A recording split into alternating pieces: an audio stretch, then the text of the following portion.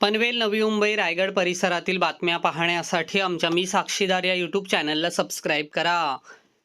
पनवेलमध्ये high profile sex रॅकेटचा पर्दाफाश करण्यात आला. 2 बांगलादेशी महिलांसह 6 पीडितांची सुटका करण्यात आली. लॉज व्यवस्थापक आणि कॅशियर अटकेत.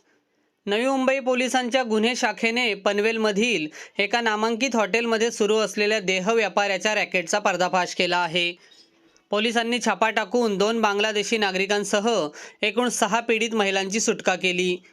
गुप्त माहितीच्या आधारे पोलिसांनी बनावट ग्राहक पाठवून सापळा रचला. व्यवहार निश्चित झाल्यानंतर पोलिसांच्या पथकाने hotel Rahul park family restaurant garden bar and lodging boarding येथे अचानक छापा टाकला.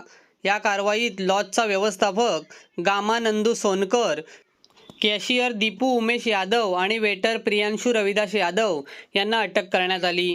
तर लॉजचा मालक रमेश शर्मा हा फरार असून त्याचा शोध सुरू आहे.